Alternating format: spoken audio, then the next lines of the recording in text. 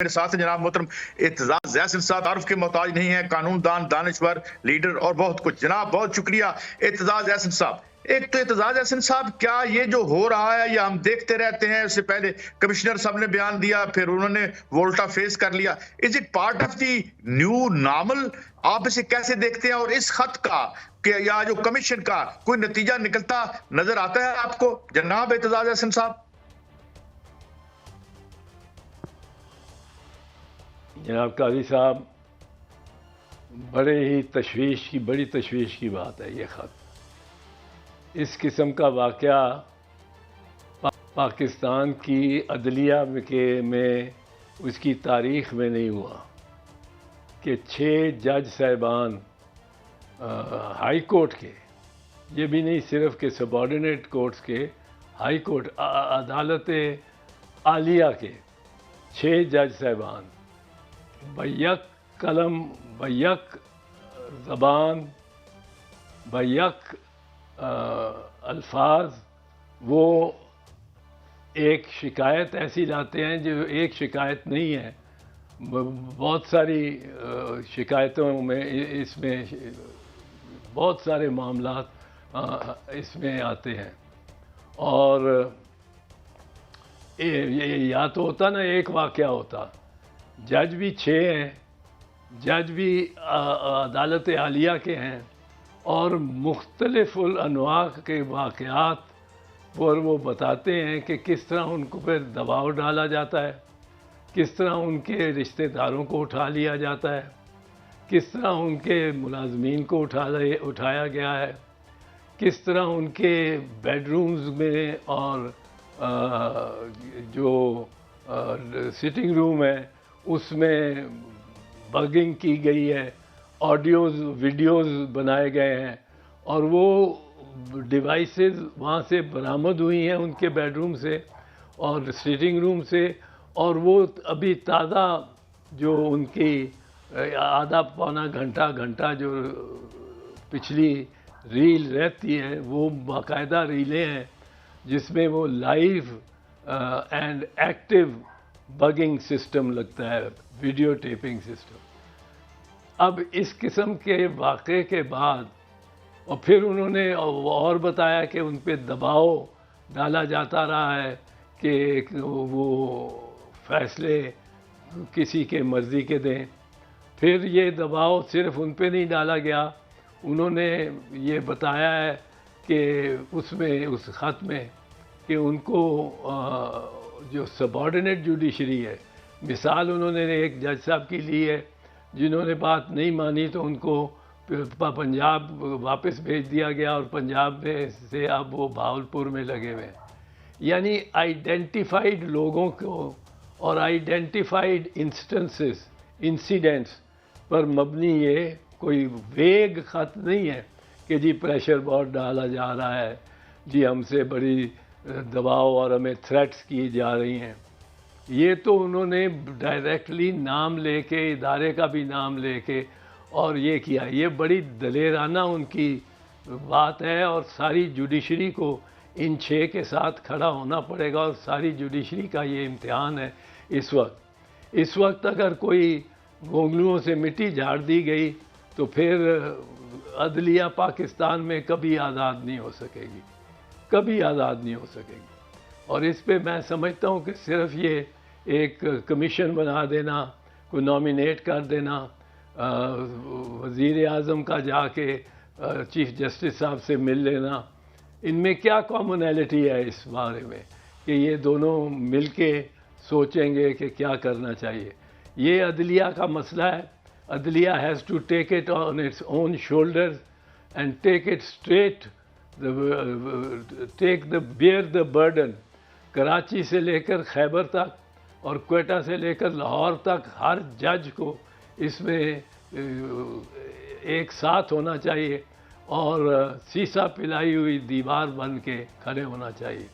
یہ موقع قوموں کے تاریخوں میں بڑے کام آتے ہیں، اور یہ ٹیسٹ ہوگا اس وقت کہ کون کارنیلیس ہے اور کون منیر ہے.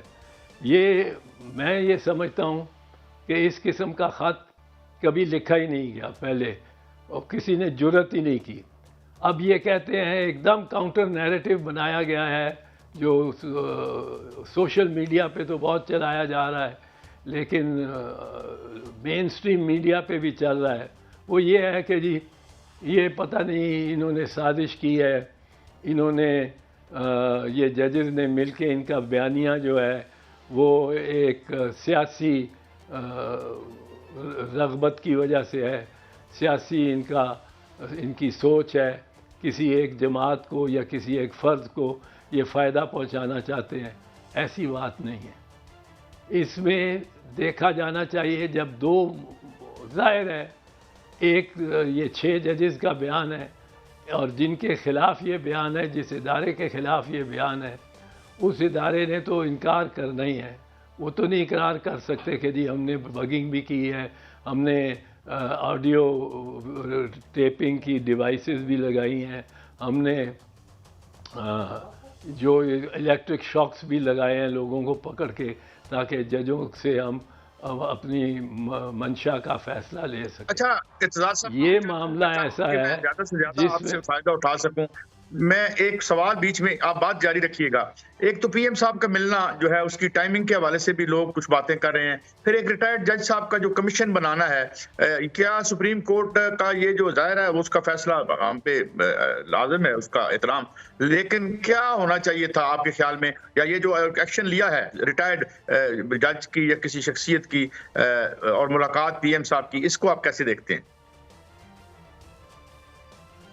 پی ایم صاحب کی ملاقات تو چیف جسٹس کے ساتھ کوئی ہنگامی ہے اور ان کو پریشر پی ایم پہ بھی ہے اور چیف جسٹس پہ بھی ہے. یہ ان کے اعصاب پہ ذہنی طور پہ ایسی بات کبھی ہوئی نہیں. دیکھیں نا, اب یہ 6 ججز ہیں, ہائی کورٹ کے ججز ہیں, کوئی عام گواہ بھی نہیں, کوئی ایک بندہ بھی نہیں کہ ایک بندہ اکیلا یہ الزام لگا رہا ہے. یہ ایسی بات بھی نہیں ہے. یہ ایسی بات بھی نہیں ہے کہ 2 ہیں صرف, 1-2 مل کے. یہ ایسی بات بھی نہیں ہے کہ یکدم ہوا ہے. انہوں نے پہلے جولائی 2023 میں اس معاملے کو اٹھایا ہے اپنے چیف جسٹس عامر فاروق صاحب سے, اسلام آباد ہائی کورٹ سے. انہوں نے کوئی درخور اعتنا نہیں کیا اس کو, انہوں نے کوئی خاص اہمیت نہیں دی. انہوں نے کہا میں نے ڈی جی سی سے بات کر لی ہے اور اب ایسا نہیں ہوگا, لیکن اس کے بعد بھی ہوتا رہا. انہوں نے بات کی ہی نہیں ہوگی عامر صاحب نے, پر بہرحال وہ کہتے ہیں کہ انہوں نے کہا کہ یہ ہم نے بات کر لی ہے, میں نے بات کر لی. پھر یہ معاملہ عمر عطا بندیال صاحب کے نوٹس میں لایا گیا.